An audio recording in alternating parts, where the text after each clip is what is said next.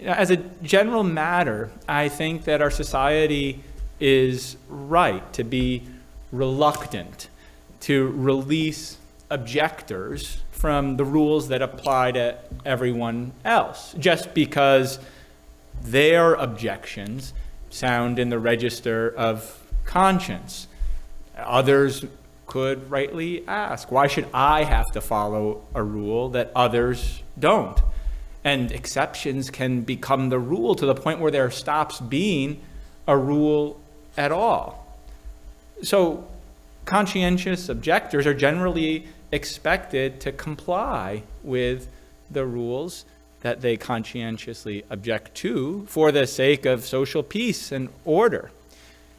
This rule of law default resigns objectors, at least to a legally binding rule, to face the consequences, maybe civil or even criminal.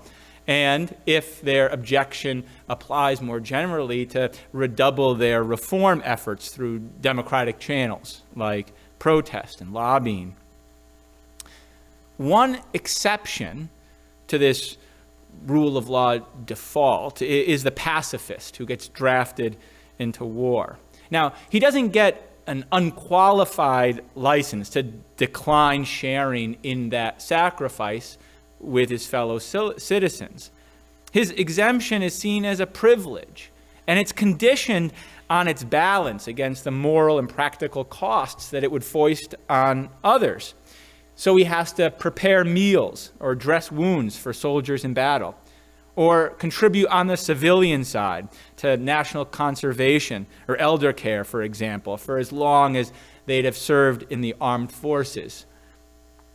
The exercise of conscience in this context, in other words, comes at a cost to those who claim it. Not so in the only other setting that Americans can count on having their secular appeals to conscience reliably vindicated, and that's medical refusal for doctors, nurses, and therapists who decline to provide contested practices like reproductive or gender-affirming or end-of-life care. They can invoke conscience to safely contradict the standard expectations of their institution or their profession in ways that accountants or lawyers or teachers would be fired or disbarred from doing. And unlike the peace lover who gets called to battle, clinicians who are unwilling to provide certain services aren't conscripted against their will. They opt into a vocation, knowing what it expects them to provide, albeit against a background of precisely these far-reaching conscience exceptions that have developed since Roe v. Wade in this country that they might rely on in choosing that occupation. Yes, these things are generally expected of me, but there are conscience exemptions that I can benefit from. These carve-outs, as we've heard most explicitly from Professor Sawicki, are codified in a handful of federal statutes, more so in conscience clauses in the state level that insulate conscientious refusers from institutional or state rules against everything from malpractice to criminal abandonment in some states. Clinicians who invoke conscience to withhold expected services bear nothing like the burdens that military objectors do. The laws in many states protect them in all but unqualified terms, immunizing individuals and institutions alike, as we just heard from Professor Sepper and Rothstein, from everything from professional discipline to civil liability, even criminal prosecution, without requiring these conscience claimants to offset the burden that their refusal places on access to care or even disclose their objection to patients. Conscientious providers, meanwhile, get almost no such protection except in the handful of states, as Professor Sawicki mentioned. Now, it didn't get this way by accident, the asymmetry that Professor Sepper identified. After the Supreme Court legalized abortion nationwide in 1973, that was Roe v. Wade, most states authorized doctors and hospitals to refuse patients seeking to terminate a pregnancy. The regime that emerged from Roe's shadow wasn't designed to vindicate clinician conscience with a fair mind or an even hand for conscientious refusers or providers alike. It was architected, this regime, instead by a political movement to restrict access to medical services like abortion and birth control that activists saw as threats to traditional family values and sexual morality. As those laws grew more lopsided still in the ensuing decades, they took on the even wilder asymmetries that now sharply distinguishes the American conscience regime from all other developed countries. The distinction between conscientious refusal and provision, as codified in our laws, isn't just an artifact of the abortion wars, however. It reemerged as salient in the 1990s amidst a series of high-profile end-of-life cases like Nancy Cruzan and Jack Kevorkian. Policymakers and scholars wrestled with whether doctors should be allowed to help terminal patients hasten their own deaths or withdraw life-sustaining care from those who have fallen into a permanent coma. The line between doing and allowing loomed large in these debates, with killing eliciting more suspicion than just letting die. Clinicians, however, as Professor Sepper made clear, owe affirmative obligations to the people they treat. And this positive duty of care requires doctors to help their patients, not just to avoid doing them harm. That's why this distinction, doing, allowing, actions, omissions, refusal, provision, it can't justify a regime that privileges conscientious refusal over conscientious provision wholesale as a general matter without more. This distinction between doing and allowing, it's not that there's nothing to it. To be clear, it runs deep in our legal and moral culture, and I think there is something to that. The liberal society, while broadly authorized to prevent people from acting in all kinds of harmful ways, can rarely make them avoid similar harm.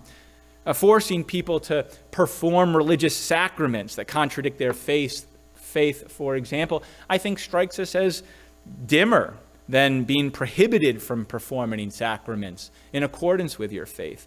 Compelled speech, being forced to lie to your patients about cancer risks that aren't really associated with abortion, I think might seem worse than prohibiting speech, for example, sharing such risks.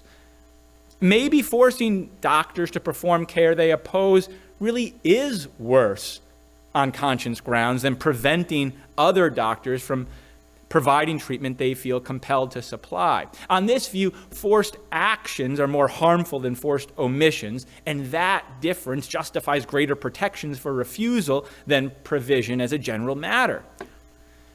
You can think that the line between action and inaction matters and still believe, as I do, that our conscience regime makes far too much of it.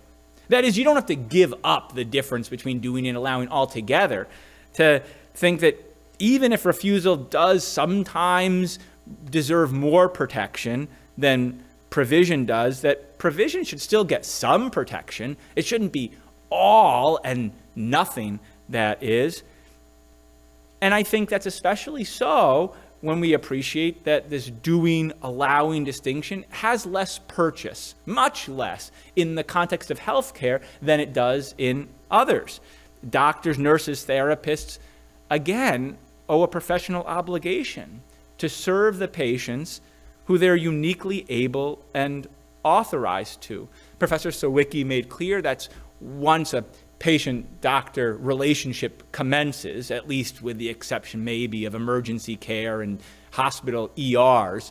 But otherwise, the government permits only licensed practitioners to provide medical services that can range from prescribing drugs to performing surgeries, not just to avoid inflicting undue harm, but also to avoid letting it happen through indifference to the standard of care.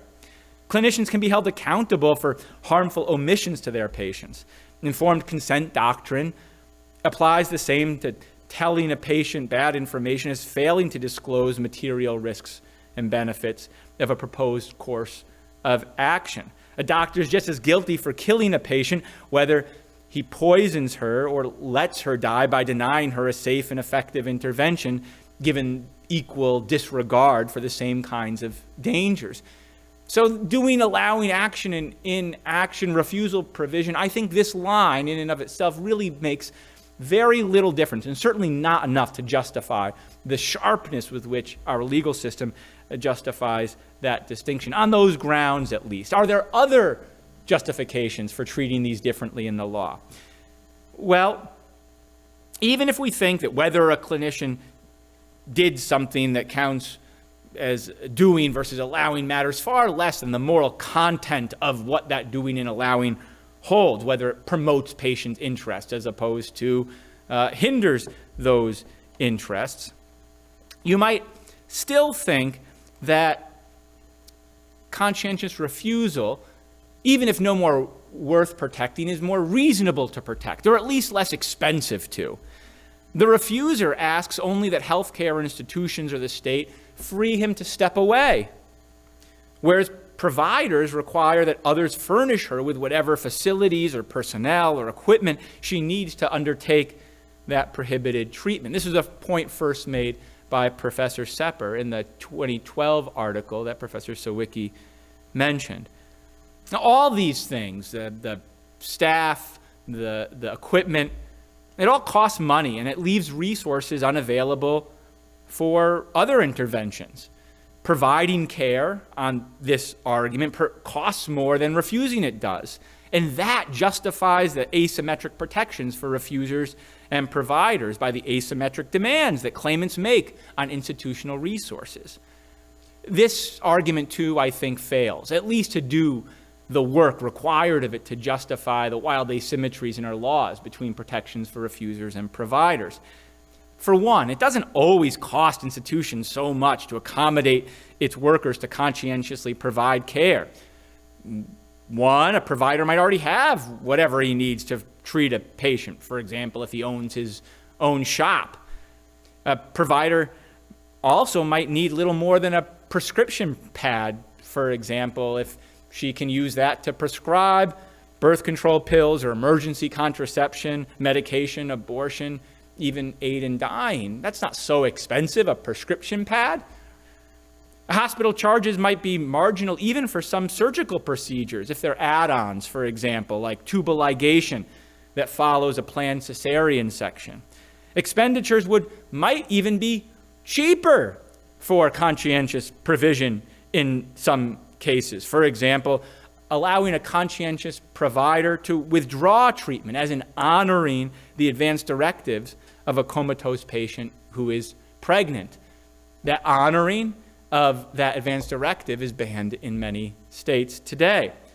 And abortion itself costs a fraction to a hospital, at least economically speaking, of the labor and delivery costs that that very same hospital might otherwise incur if the woman goes there to deliver and give birth.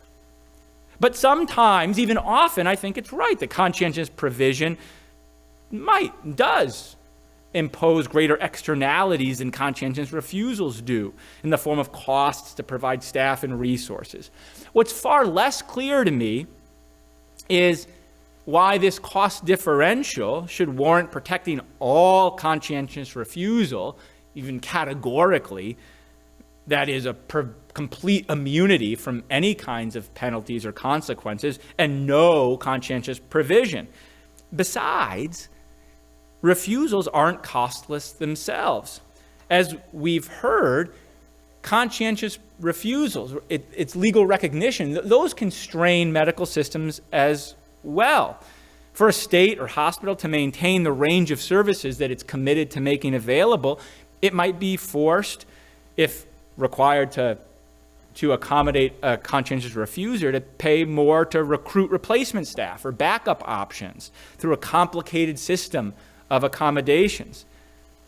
It's true these side effects on patients are more dispersed, and they might seem speculative, but they're also very real, and they can be just as harmful, and particularly for vulnerable populations, like the patients that doctors are committed to serving. Professor Sawicki has observed in her empirical studies of state conscience laws that just 8 condition their immunity shields from harm-causing denials of care on refusers, even giving their patients notice that they conscientiously object to standard of care medical services, meaning their patients could show up in need of that care, even time-sensitive care, without any reason to doubt that their doctors would have said no, on conscience grounds, that is. Here's a difference between conscientious refusal and provision that I think is real and cuts in the other direction in favor of more protection for providers than refusers, in precisely the way that Professor McLeod was advocating following the Vermont model. Refusers override patients' wishes, while conscientious providers honor them. Lopsided protections for all refusers and no providers can make the difference between whether patients are able to obtain time-sensitive services like cancer screening, emergency contraception, abortion early enough in pregnancy that it's safe, aid in dying before an illness consumes a terminal patient with unbearable pain or deprives him of the mental faculties necessary to make his own decisions. Refusals impose these costs even if patients are eventually able to get those services. Even in those cases, they still have to find a new doctor, maybe seek out-of-network care, and deal with associated delays. And these harms, they fall hardest on those who are least able to bear it. As we've heard, people who live in states that restrict care or in inner cities and rural parts of the country where healthcare markets are dominated by sectarian institutions that deny services for religious reasons. A recent estimate suggests nearly 30 million Americans live over an hour from trauma care, and roughly 1 in 6 live at least 30 miles away from the nearest hospital.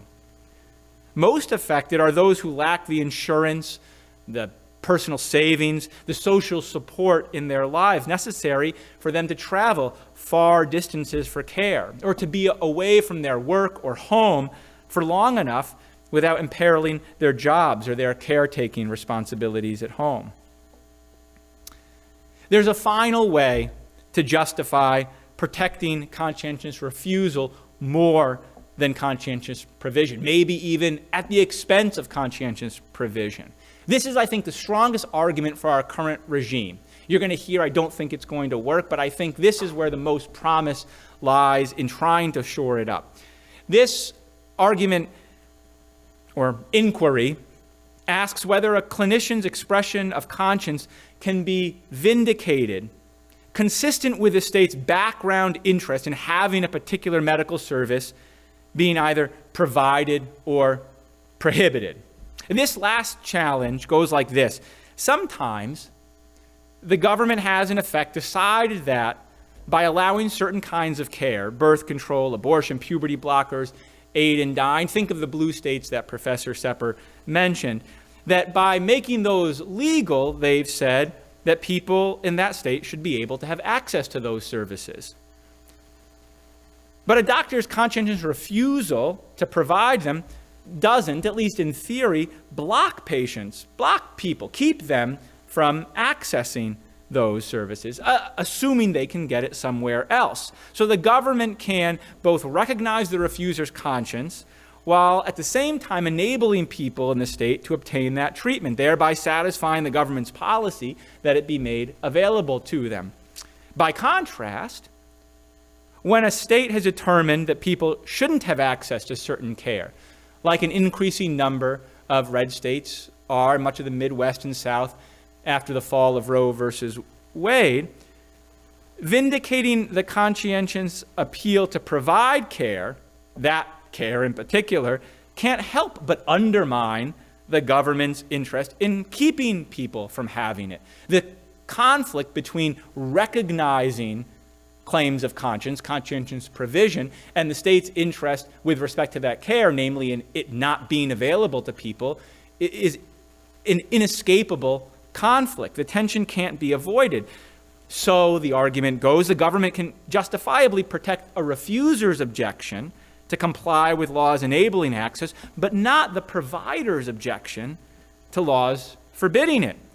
It can't honor the provider's conscience consistent with its interest in care not being available. One necessarily comes at the expense of the other. The question, however, is whether the state can really sustain its interest in prohibiting services or permitting them. For a conscientious refusal, the answer appears to be yes. For the provision, no. And this, it's said, distinguishes provision from refusal. The law's treatment of them in different ways, maybe very different ways, but only if this argument holds up on a closer look, and I don't think it does. First, let's look at a regime that permits care. The idea is that it can vindicate a refuser's conscience consistent with people's ability to obtain those services. But that's not so if it turns out, as we have seen in many parts of the country, that conscientious refusals have the effect of operate in a way that leave that care out of reach for many people who need it. Again, licensed clinicians are healthcare's gatekeepers. They enjoy a state-enforced monopoly on medicine, even when their practice is governed by the kinds of religious directives that we heard in the last session, can forbid any treatment that's not, quote, animated by the gospel of Jesus Christ and guided by the moral tradition of the church. A patient deciding whether to go for a C-section or tubal ligation, IUD or IVF, might have no idea that the nearest hospital won't provide those services after it's merged or contracted with a Catholic institution. Most religious facilities and individuals don't disclose that affiliation or which services it keeps them from providing. Religious hospitals, including large ones that are next to other ones that combined can exercise something like monopolistic control of healthcare services within a region, they can surprise even adherents of the same faith. For example, Catholic patients sometimes don't realize that their Catholic hospital would deny their wish to withdraw life-sustaining care if they're suffering terribly at the very end of their life. Institutional consolidation hits hardest in rural regions and small towns where refusing hospitals may be the only option for miles. That's how sectarian conglomerates come to dominate healthcare markets in some parts of the country. Their control over healthcare access is reinforced by sweeping one-way conscience exemptions that combine to crowd out access to services that the state permits. Conscience protections may accordingly end up being incompatible with the background ability to obtain such care. It's allowed in theory, but denied in practice. And so this apparent piece between the interest in care being available and refuser's conscience is actually in tension. So much for the permissive regime. Even if its protection for conscientious refusal isn't, in some cases, compatible with legal care being made available, that doesn't change the fact. Recall that accommodating conscientious provision will undermine another state's judgment that people shouldn't be able to have certain medical services.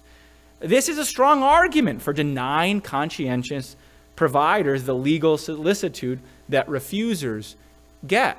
Recall that very complicated matrix of claims that Professor Sawicki imagines moving forward and how to negotiate these kinds of claims under the law. One thing I think this simplistic understanding misses, the idea that, well, the law says that this care can't be provided, and so recognizing conscientious provision would necessarily override that interest, ergo can't recognize conscientious provision, is a big difference that between the two claims. One, that forcing doctors and nurses to sit by and watch avoidable harms befall their patients, the very patients that Dr. Modi has told us she and her colleagues have devoted their professional lives to help get better, to be well. That strikes at the core of their charge to promote health and relieve suffering. And that the freedom to serve this noble end, one that is different than the end in conscientious refusal, can, I think, be important enough sometimes to vindicate clinicians' interest in conscientiously providing evidence-based care, even when doing so comes at a cost to competing interests. That is, I think we can recognize the trade-off to the state's interest in care not being available, and nonetheless think it can be overridden in particular cases for the goods that recognizing conscientious provision can reap. This all suggests to me that the conscience regime that governs American medicine is broken. The regime that now governs abortion care and for so many other areas of health care after the fall of Roe.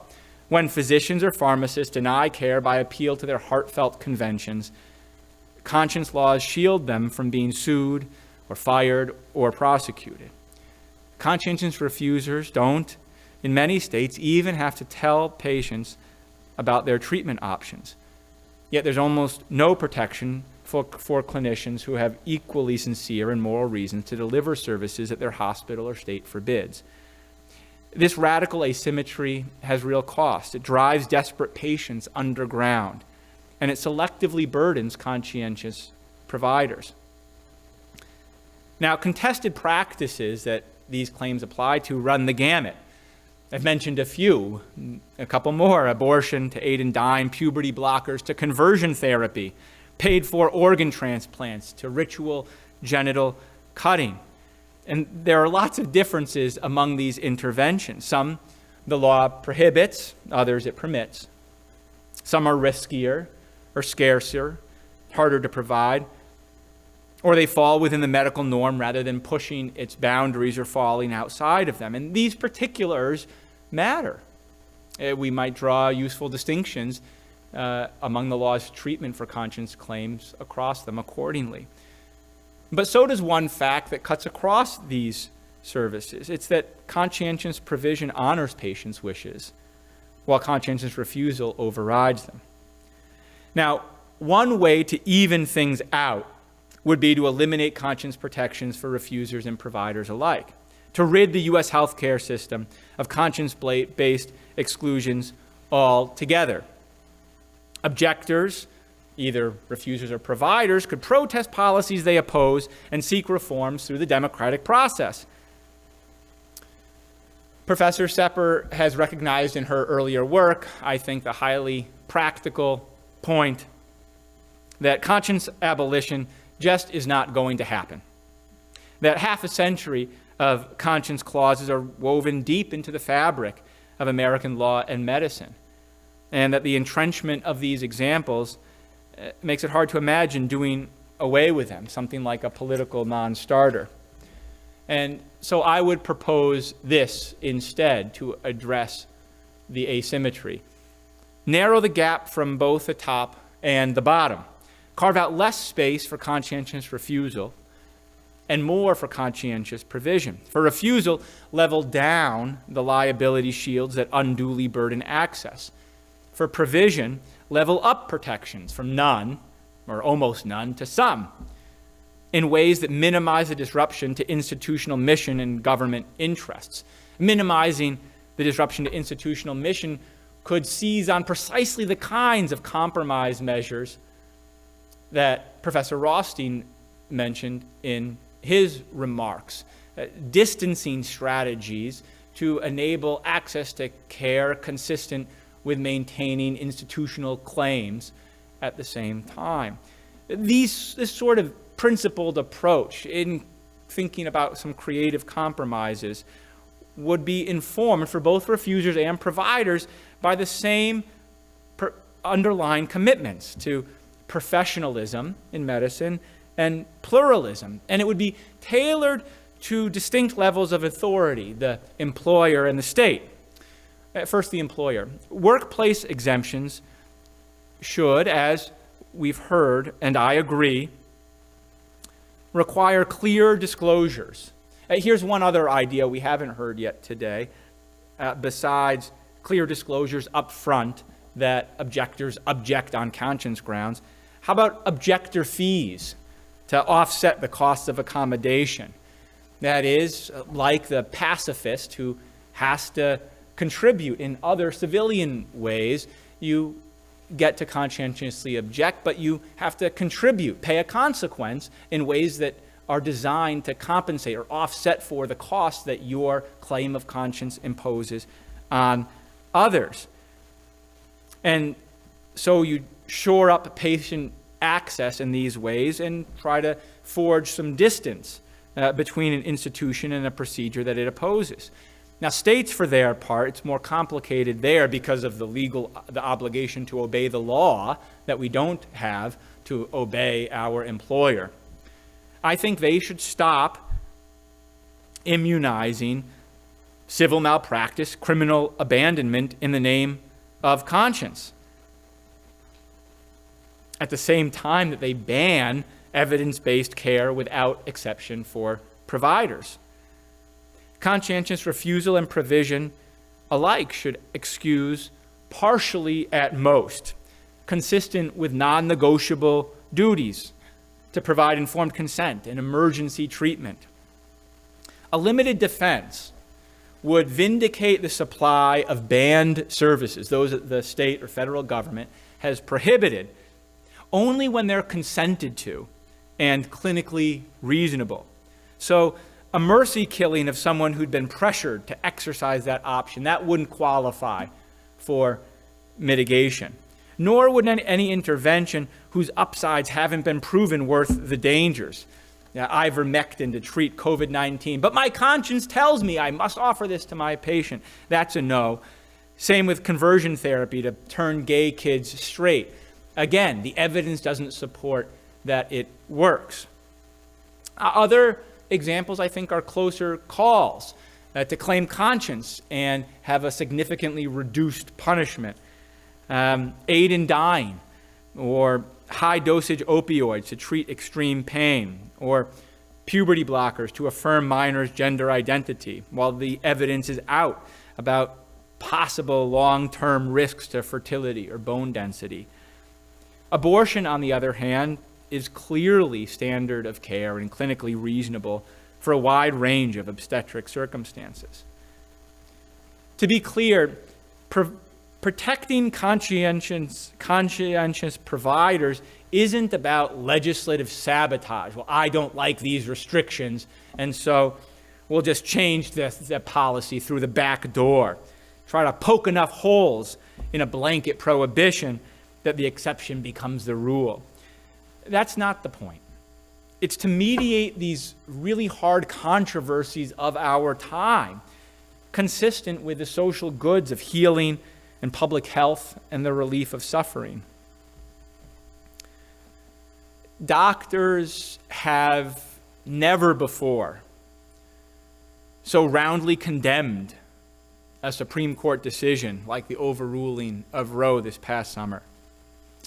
I think it demands that we take seriously how to reconcile what the medical establishment thinks about how to govern contested treatments with the views of legislatures that make the rules. A recent editorial in the New England Journal of Medicine called for doctors to disobey the criminal laws en masse, put up with going to prison, having their licenses suspended, whatever punishments that are imposed. The reasoning goes, they can't stop us all. I don't think they should have to. If lawmakers, that is legislatures, won't protect conscientious providers of clinically reasonable treatment, then judges should. I think they can and should recognize a partial excuse to provide consented to standard of care services in the name of conscience. This limited defense would significantly reduce punishing sanctions that states currently impose on contested treatments.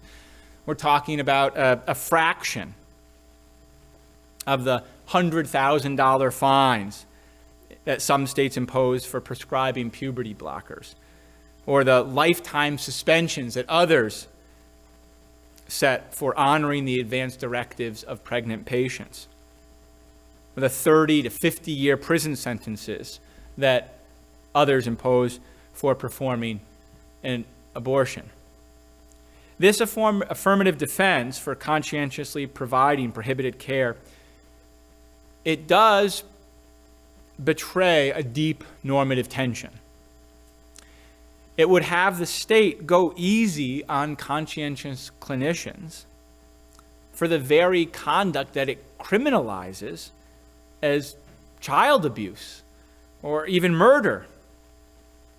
And this approach, I think, is open to a serious criticism that it verges on anarchy, or at least its appearance, if the rules become so riddled with exceptions that they come to be seen as arbitrary or unjust in how or to whom they apply. But I think there's another way to look at conscience objections for providers in these cases. It's that these are just hard questions. Aid in dying, abortion, gender-affirming care. They're genuinely difficult, normative controversies without easy answers that we can arrive at through fancy distinctions between persons and non-persons, or killing and letting die, or impairment and identity. I think the idea that we can think up a intricate conceptual solution, an easy fix or compromise, is an illusory exercise in reducing a complexity that's irreducible and denying a real ambivalence that invites certain uncomfortable incongruities, maybe even contradictions in the law.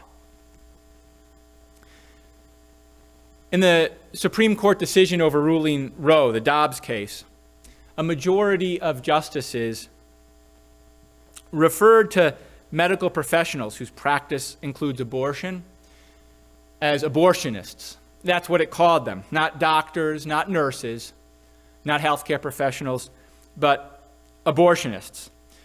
That term, it's clearly meant as a pejorative, to conjure up the craven quack, a back alley butcher.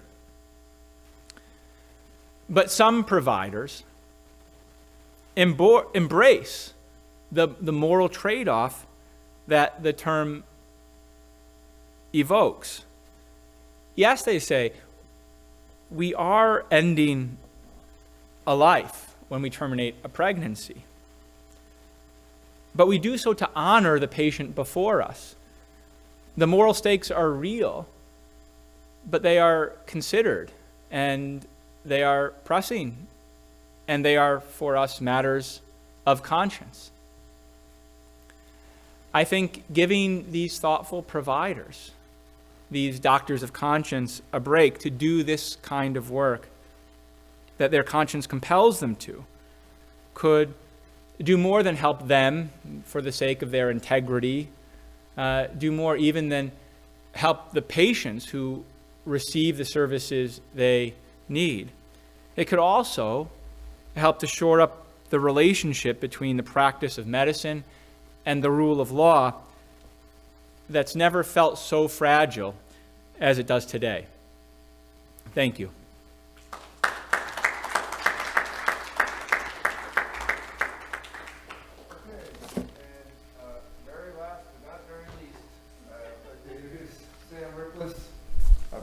Philosophy here at UC San Diego. Take it away, Sam. All right. Can you hear me? Yeah. Yes. Okay. Too well. Well, since I'm the last speaker, I think it might be appropriate for us all to thank the organizers, John and Reuven and Bongi and Dov, for all of their efforts, and also Tara and Brianna, thank you so much for everything that you've done to make this possible. I know it's a lot of hard work behind the scenes, and even, not just today, but also way before now to make it possible for everyone to be here. So I'm very grateful to all of you. And I'm particularly grateful to have been asked to comment on Dov's excellent and thought-provoking presentation. I will apologize because some of my comments may be reflective of things that Dov said in a previous version, not all of which he may have talked about today. Most of it he did. But if there's something that I say that refers to something that seems strange to you, it's probably because it was in the written version rather than in the oral presentation. But I think most of it will be relevant. So Dov argues that the conscience regime that governs American healthcare is broken. And by this he means that whereas conscientious healthcare deniers are protected in various ways by state legal systems, conscientious healthcare providers are not similarly protected. This, argues Dov, is both morally unjust and legally indefensible. Instead, he claims we should replace our tattered and unjust conscience regime with one that vindicates most forms of conscience, whether they involve denial or provision of health care for those who invoke it in good faith, though this may sometimes require that conscientious providers pay to offset the harms of accommodation. The major restrictions on the invocation of conscience in the healthcare arena that Dov accepts are respect for informed consent, no discrimination on the basis of morally arbitrary characteristics, such as race, sex, and age, and no abandonment in emergencies. Now, you will perhaps not all be surprised to hear that I agree with Dov that our current conscience regime is broken, but I do find myself disagreeing, at least in part, with Dov's reasons for taking the position and for his prescriptions for how to deal with it. As Dov reads the situation, there's no principled moral or legal difference between refusing to provide health care on grounds of conscience and providing health care on grounds of conscience. So to assess this claim, we need to know what conscience is. And Dov writes, conscience consists of deeply held moral beliefs, the kind that center individuals. Now, especially in the legal context, I guess I want to know more about how to distinguish between the deeply held moral beliefs that should be respected in a conscience regime and other forms of belief that do not deserve acceptance.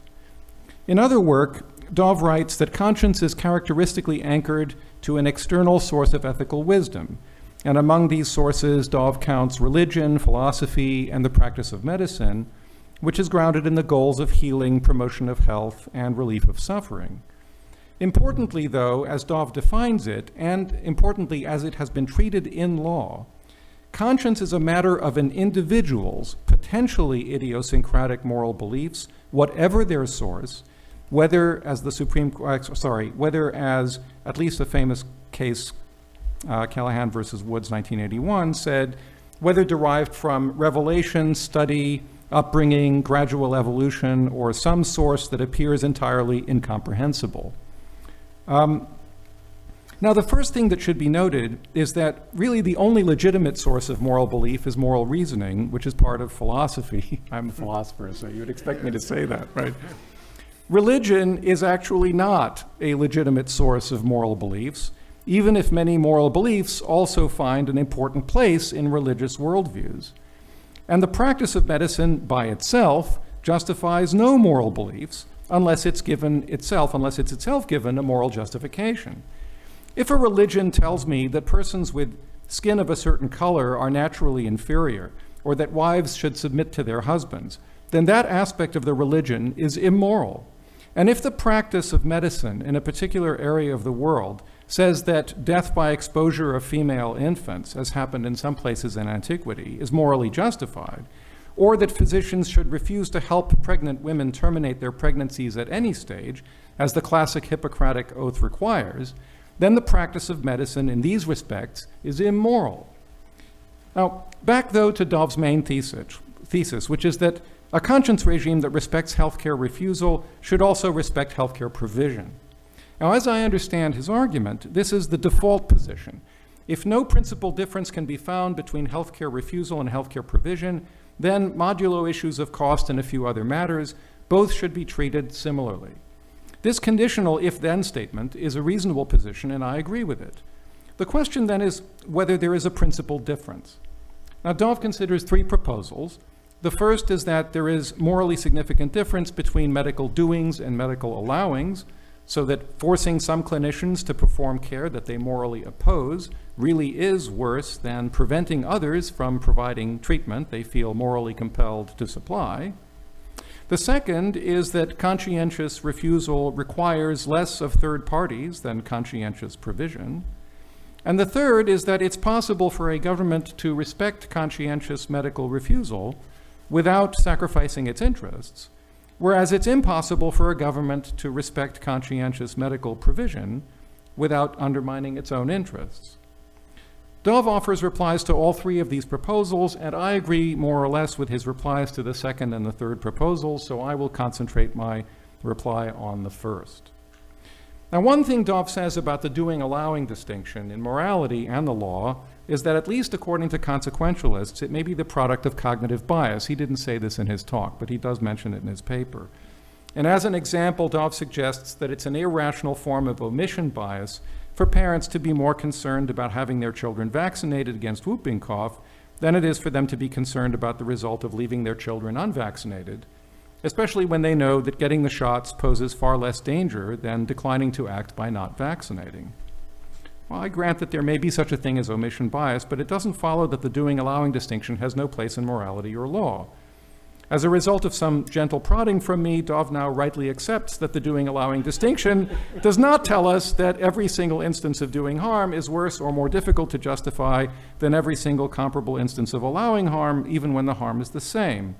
Now, this is a familiar point from the famous work of Philippa Foot, who points out, for example, that it's no counterexample to the doing-allowing distinction to point out that Alan drowning his nephew in the bathtub is no more difficult to justify or no worse or no more horrifying than Ben watching his nephew slip and fall in the bathtub and drown while holding his hand above the water in case the nephew should surface.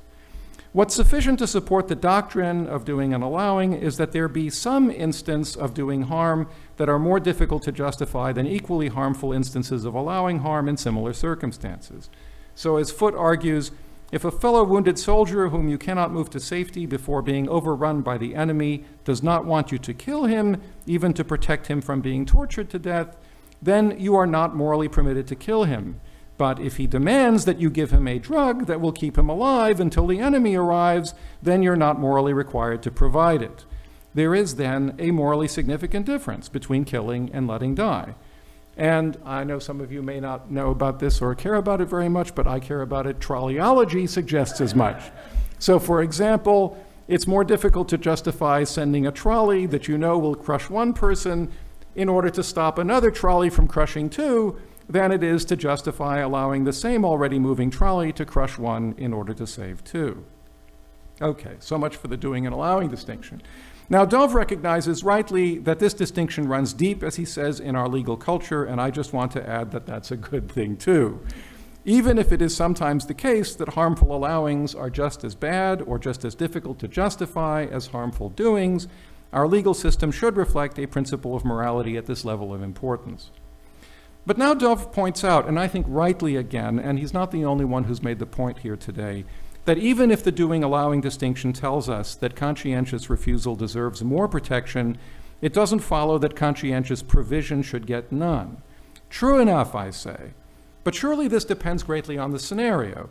For if the doing-allowing distinction really does matter morally, then there may be situations in which it would be morally permissible to refuse to provide care, and quite different situations in which it would be morally impermissible to provide care.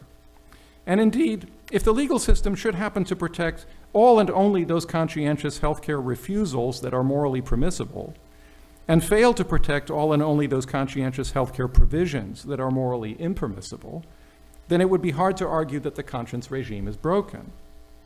But Dove now makes another very important observation, which is that the moral and legal distinction between doing and allowing has less purchase in medical context. This point's already been made. Not just by Dove, but I mean, it's a really important point and it's worth emphasizing. The reason for this, Dove claims, is that medical professionals owe a professional fiduciary obligation to their patients. This obligation involves fulfilling the roles that define the practice of medicine, healing, promotion of health, and relief of suffering. So if a government forbids a form of medical treatment that a physician thinks would be the best medical option for her patient, then she would be violating her professional oath and failing to discharge her positive fiduciary duty if she did not engage in conscientious provision. And Dove concludes that clinical role obligations make what's morally good and legally required a function of what promotes the patient's interests, not whether it constitutes a doing or an allowing. And what follows, he says, is that the significance of the line between doing and allowing is diminished, making conscientious provision and refusal look more alike than different. Okay. Now, I agree with Dov that the fact that medical personnel have positive role obligations supports conscientious provision if the fact that the same personnel have negative obligations, whether defined by their role or by the state, supports conscientious refusal. But here we need to be careful. For suppose that conscientious provision of health care to one person also harms someone, whether that person or another. As I see it, for example, genital cutting of any kind is both harmful to the patient and violates their autonomy. Similarly, I would argue that body integrity identity disorder justifies care and therapy, but not amputation, even if the patient tells their physician that they will find some way to amputate their unwanted limbs themselves.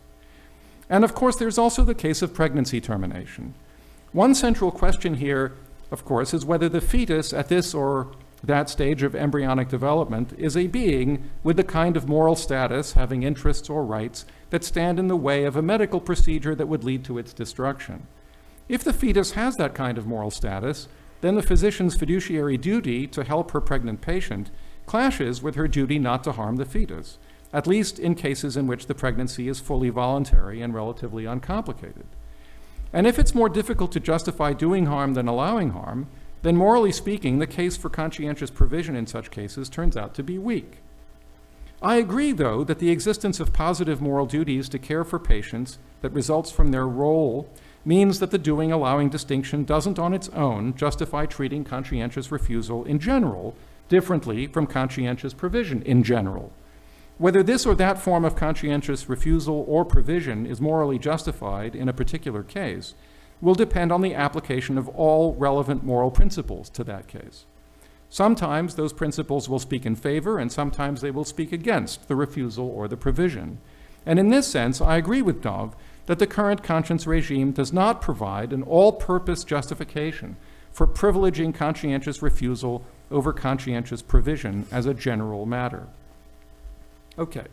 So suppose then that Dov is right that conscientious provision should not be treated any differently from conscientious refusal, modulo issues such as cost and other things. As Dov sees it, the answer is for judges not to penalize conscientious provision given that they permit conscientious refusal. But what I would like to suggest somewhat more radically is that if conscientious provision and conscientious refusal are on a par, then the best policy is for government to make room for neither, rather than making room for both.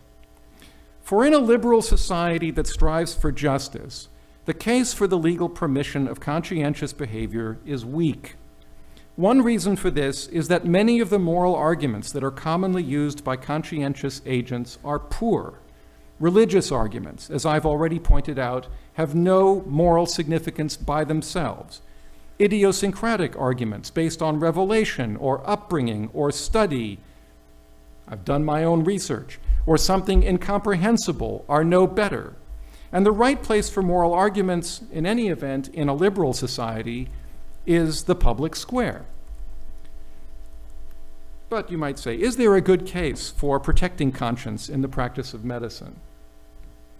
So I'm not going to be able to address all of the reasons that have been given here, and I don't think Dov talked about these in any detail, but he did talk about them in his written work, so I think I should address a few of them. So early in his written presentation anyway, Dov says, yes, there's a good reason to protect conscience. And some of you have also said this. I say no. I'm not just being trying to contradict, I think no. So Dov claims first that one main reason to protect a physician's conscience is to respect her agency or preserve her integrity.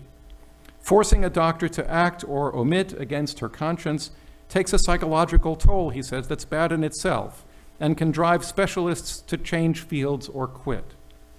Now, I agree, of course, that this is a toll, but it's a toll that we all pay when we agree to live and participate in a system governed by laws of general applicability. I have strenuous objections to my tax dollars being used for all sorts of unjust purposes, and yet I am compelled to contribute to the funding of unjust activities. In fact, probably the majority of what I pay in taxes goes to fund things that I consider to be massively unjust, and for a lot, I won't go on about it. That too takes a toll. I'm required not to interfere when a police officer repeatedly slams a suspect's head against the sidewalk. That too takes a toll. I'm required to stand by while the federal government separates the children of refugees from their parents. Then that takes a toll.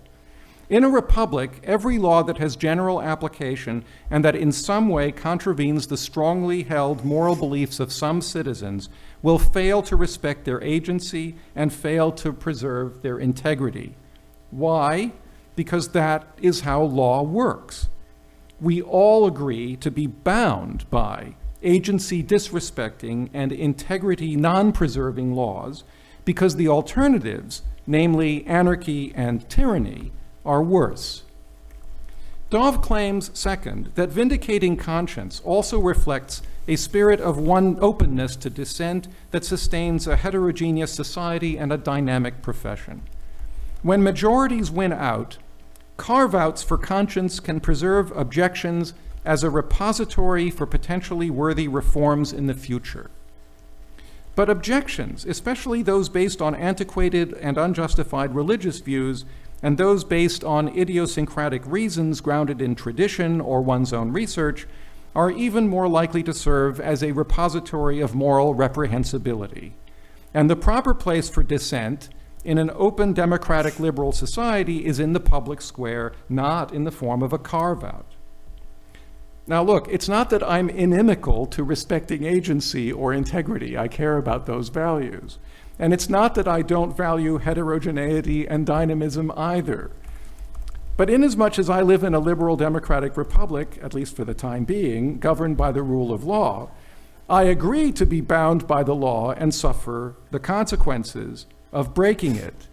And it would be unjust for me to demand that the law make a special exception for me on grounds of conscience. The function of law is to serve as a publicly ascertainable set of general behavioral restrictions. For law itself to exempt people from its purview on grounds of idiosyncratic conscience is contrary to law's central purpose. Once we have a carve-out scheme, I really don't see a principled way to avoid generalizing carve-outs in other areas. And if the carve-out scheme generalizes, then the rule of law and the republic governed by it are dead. What then is to be done in the face of decisions such as Dobbs?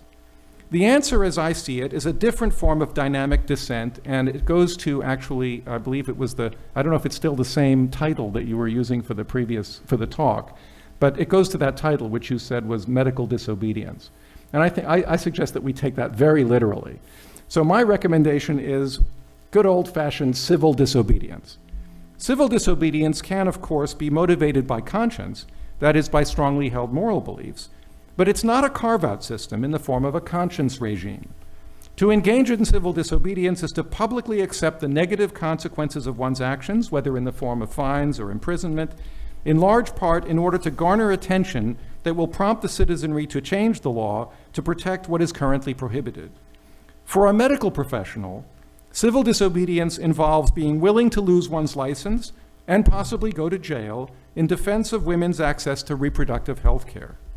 If the moral case for conscientious provision is strong enough, doctors and nurses and other medical professionals should be willing to take the consequences.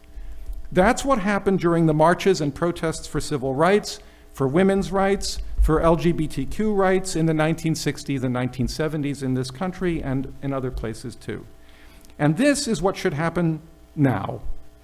To demand special dispensation from laws of general applicability is to risk the kind of contradiction, or as Dove sometimes puts it somewhat euphemistically, principled ambivalence that destroys the rule of law. Dove worries that getting rid of carve-outs for conscience is politically impractical, perhaps, but one part of me doesn't care about practicality. Maybe sit-ins and freedom rides and unpermitted civil rights marches in the 1960s were not politically practical. Some well-intentioned people argued as much at the time, but that didn't make them wrong. And the part of me that cares about the practical side of things is far more worried that expanding the conscience regime will destroy our legal system from the inside than it is about the loss of agency and integrity that follows from eliminating carve-outs in the name of conscience. Thank you.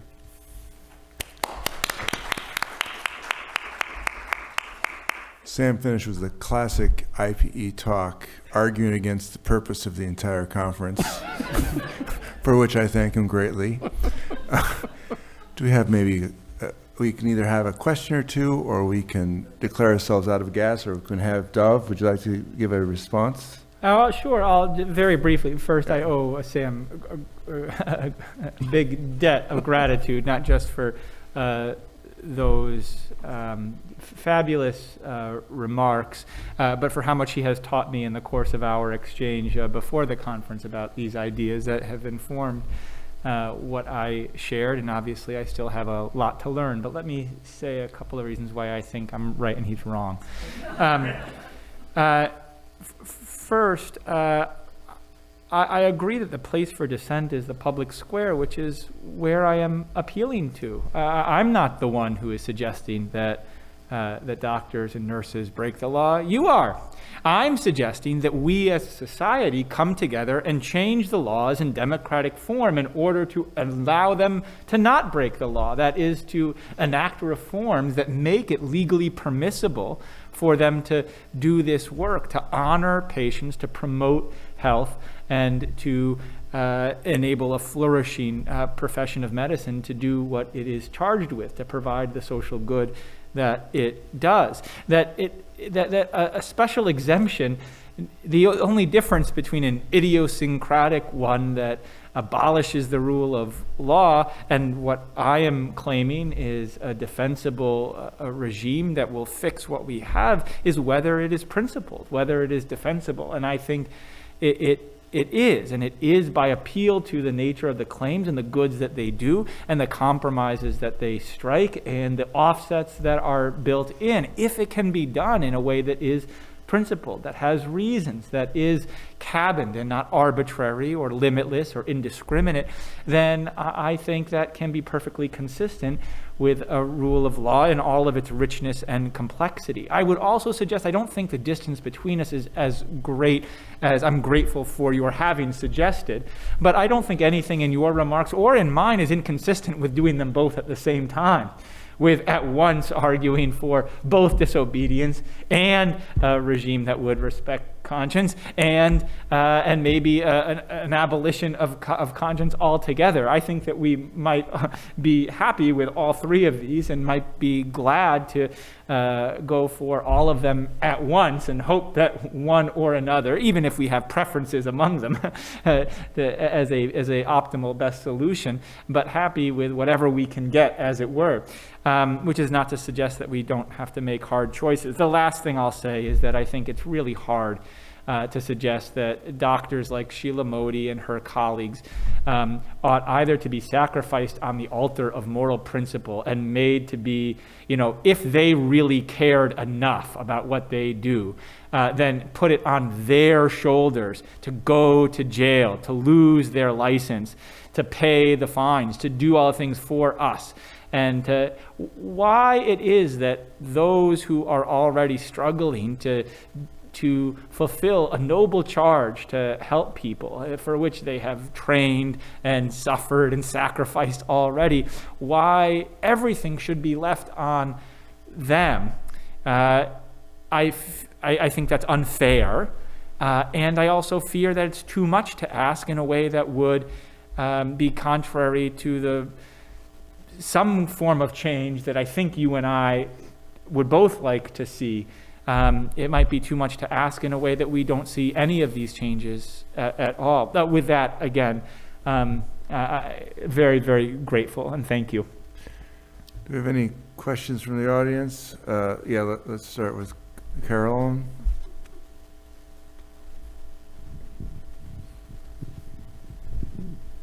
Thank you. That was a fascinating and very animated discussion. There's so much to say. I just wondered if, Dov, if you could elaborate on the defense of medical disobedience. I mean, I read your paper a while ago and I've forgotten the specifics, but so I mean, is it the case that a conscientious provider would then still be subject to some kind of, charge, and then they'd have to defend themselves, and then and would the defense just clear them of this, or would it simply mitigate whatever penalty they might be, or punishment they might be subject to? Thank you. Yeah, the distance between us isn't all that great. I'm suggesting that it would be an incomplete defense, a partial excuse. So a state, as I said just briefly toward the end, that says 30 years in jail for performing an abortion, or you lose your license permanently for providing gender-affirming care, or a $100,000 fine for providing, for terminating life-sustaining care for a pregnant patient at the very end, that they would still have maybe even a criminal charge, certainly, even a successful prosecution, but it would be a misdemeanor. It would be, instead of $100,000, $1,000, $10,000 maybe. Instead of 30 years in jail, maybe 30 days. It would be a small fraction, which would still be, I think, an enormous price to pay and an enormous deterrent to exercising conscience. I think it would be more than enough to keep many providers who would want to engage in that conduct from doing that. I don't want a criminal record. I don't want these forms of punishment, even if not a lifetime suspension, a temporary one for 1 year or 6 months or something to that effect. So it would be, you pay a price, you have to defend yourself in court, you have a criminal record, I think, but it would be a fraction of the really punitive, punishing sanctions that we see today. And it would be asking a little less than the kind of, full-scale disobedience. So you have to pay whatever price the state puts on these interventions. That just seems like civil disobedience to me. And I would think when you talked about leveling down the sort of protection for conscientious refusal, I would think to make things equal, you'd have to subject them also to some kind of right. Precisely. So it would also take away any full immunities whatsoever for something like malpractice. So you would still get some kind of civil penalty. It might, but if you can claim conscience in a way that is consistent with your medical obligations, but still have a malpractice charge, if for such a case, then you would have to pay less. The charge would be mitigated, would be lessened on account of the conscience claim, but not go away entirely. So potentially it's a defense for either kind of conscientious objector, whether they're providing or refusing. Yes, provided that it is consistent with non-negotiable duties that I say that all healthcare providers have to maintain, the very ones that Sam said. Hand the microphone to the left. There you go. So I have a lot of questions, so I'm gonna just try to find my favorite. I want to follow up with you, Samuel, though. Hopefully I'll get to beat up on you later, because I really want to. But I wanted to ask about the public square notion, right? Because it strikes me that in terms of conscientious refusal, they won in the public square, right? We're talking about legislative safeguards, and those that have been in place for year after year without repeal or change. So, in what sense could they more thoroughly, or what do they need more to do to win the argument in the public square? I see your resistance to the court function here and the conscientious provision, but in terms of conscientious refusal, right, you suggested let's do away with the whole thing. It's all a threat to the rule of law. But isn't it perfectly compliant with the rule of law in that they did take it to the public square? Okay, so maybe I should clarify. So thanks for the question. So I understand the rule of law having to do with having general rules that don't carve out a whole bunch of exceptions for people. Now, the more you make exceptions, the less you have general applicability. And the rule of law is supposed to be generally applicable. especially, it becomes especially unprincipled if you can't find a way of distinguishing between those for whom one makes the exceptions and those who are very similarly placed for whom one doesn't make exceptions. And that really damages the whole purpose of law by itself. So I don't know, I guess, yes, these folks won in the public square, but the whole point is to see if we can change their minds. I mean, you know, the folks in the folks in the Jim Crow South, they won that in the legal arena. They had all kinds of laws that were passed and that, you know, were valid laws, and they were just unjust laws, and people fought to change them. How did they fight to change them? Well, they weren't, you know, asking for accommodations or, you know, exceptions on grounds of conscience. They just went out in the streets and they violated the laws. They did. They said, these are unjust laws and we don't want them, and we want to appeal to your conscience, the collective conscience of the nation, to recognize that these are unjust laws, and we want you all to vote to change them. And I think that was the right way. I think that was the right thing to do. And I think this is the right thing to do now. There was I think, you know, Dov mentioned, you know, it's hard to suggest that I'm sorry, I'm not answering your question now. I'm answering something else that he said, but my apologies. We can certainly talk later. But I think, you know, there is a worry that this is really unfair to doctors and to medical professionals. And I grant you that there's some unfairness here, but sometimes morality is just demanding.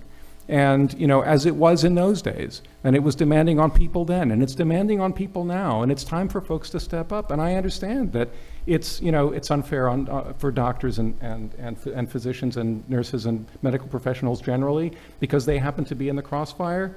But okay, why don't we start with those who are on the verge of retirement? A number of them have already offered to step up and say, I'm willing to lose my medical license. I'm willing to get out there. Yeah, you can jail me, go ahead. You go ahead, jail me and see what happens. Go ahead and jail people who are among those in the United States who are most admired. I mean, people admire doctors. I don't think they admire Congress very much, but they admire doctors. So go ahead and jail those doctors and see how people feel and when their doctor is jailed. I mean, it really plays on the conscience of the people when these laws have these kinds of effects. Publicize the effects on people. And use that kind of civil disobedience precisely to publicize those effects. You would be surprised what kind of change can happen when that happens. Maybe you wouldn't be surprised. I think we're a little complacent. It made a difference in the 1960s and 70s. It's 50 years later. Let's start again. So hand the microphone to Nadia, please.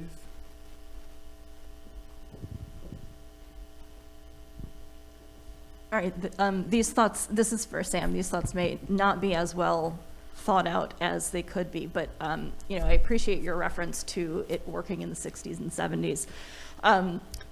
You know, I think one difference with the situations that we're dealing with now in terms of healthcare provisions is that in the arena of civil disobedience, we would be asking healthcare professionals to put themselves on the line for the protection of others. Whereas historically, when we've looked at civil rights movements with respect to race, LGBT rights, those have been initiated by the people directly affected. So this is maybe sort of a roundabout way of getting to a potential challenge that I'd like to hear your concerns about, right? If we take look, if you've got a conscientious belief, stand up for it and face the consequences, which I am not unsympathetic to. If we take that perspective, then that may help distinguish between sort of different strengths of conscientious beliefs, between you know, whether they're sincere or not. One potential outcome might be that the people who are most willing to disobey and face the consequences are those whose conscientious beliefs are grounded in religion and eternal punishment. All right, so just as one example, and you had mentioned kind of in the philosophical view of appeals to religion not being valid, if the only people who have enough at stake personally to object to what they think is, you know, an inappropriate regime are those that are thinking about an eternity in hell, like, does that change your perspective? Yeah, good point. Thank you. Thank you for that.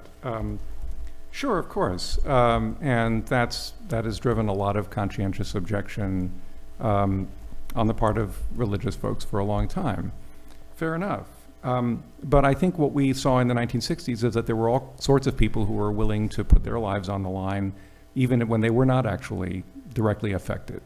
There were folks who traveled from all sorts of places in the United States to go protest and march and be threatened with being clubbed and water hosed and all the rest of it, along with everybody else who was protesting. It wasn't, and when they did this, it wasn't because they thought that the only people who have a right to protest or who should be protesting are the ones who are directly affected by these laws negatively. They thought this is a massive social injustice. And we don't want to be associated with it. We don't want to be thought of as complicit in it. It affects us all. The fact that we have Jim Crow laws at all is a blight on all of us. And how strongly did folks feel? I mean, they felt strongly enough to get killed for it. I mean, then they just did. And so they didn't have to have religious beliefs in order to believe that this was a massive social injustice. And I don't think that you have to have religious belief to think that this is a massive social injustice. Maybe it requires, because there's a bit, we're not seeing it as much because there's a bit of complacency after 50 years of Roe, and maybe it needs to, bubble through the public consciousness a little bit. But we are at a critical moment right now. It's critical, and the way I see it anyway. And it's critical in the way that it was critical in the 60s. And it's time for us all to recognize that. And if we do, then you will see, I think, more people standing up, not just the people who think that they're going to suffer eternal hell. So can you grab a microphone? One last question, the very back row. I don't have my glasses on, so I see your hand up.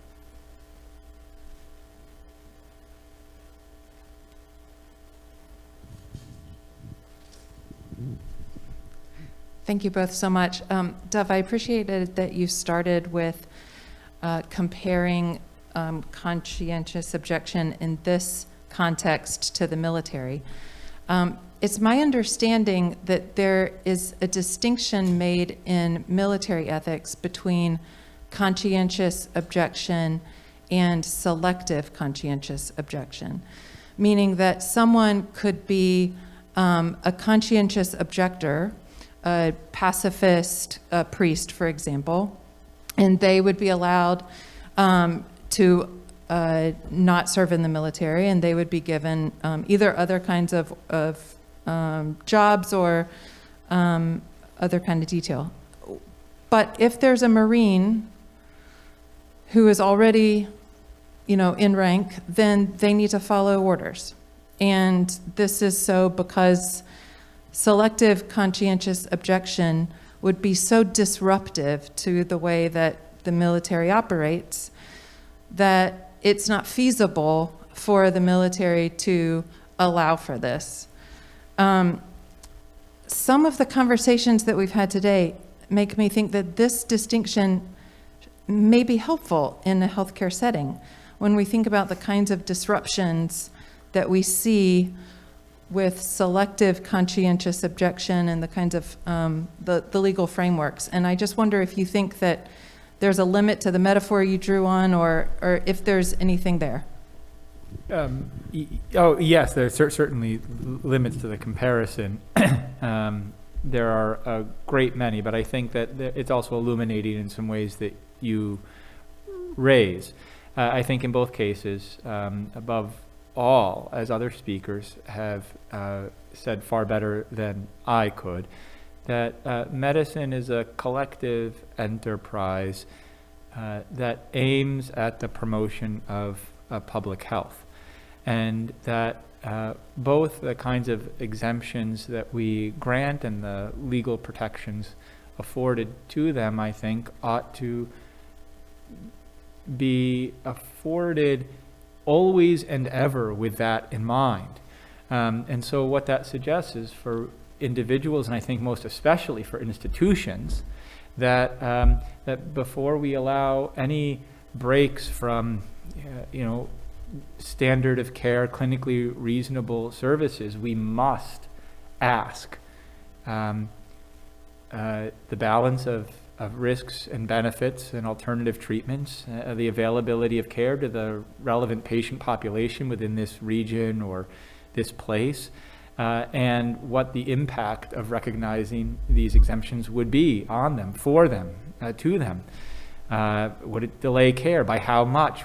How much would it hurt them? And that I think has to inform the kind of regime that we allow. I think that must inform everything from the kinds of consolidations or mergers that we allow between religious and non-religious healthcare institutions that we heard about in the last session involving employer restrictions with Liz Sepper and Mark Rothstein. I think it should inform the kinds of individual exemptions.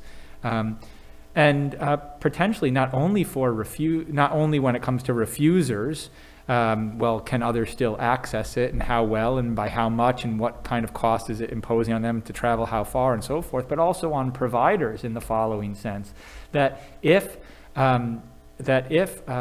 health care is widely available, that might limit the claim of conscience for a provider to be the one to perform or practice or participate in that service. That is, they might have a lesser claim to provide it if it's available from others elsewhere. So they might not be able to get a conscience exemption to opt out of the rules for their employer if, well, it can be obtained anywhere else already. And so I do think that the overriding purpose toward which the enterprise or activity, whether the defense of the country through military armed forces or the promotion of health for our patient population, how well that is served and to what extent that is compromised by affording opt-outs and exemptions. If that's what you mean by selective exemption systems, or ones that are conscious of, aware to, attuned to, and tailored to their impacts, then absolutely, I think so. That would both limit, narrow, and also potentially tailor creative solutions for how these claims would work.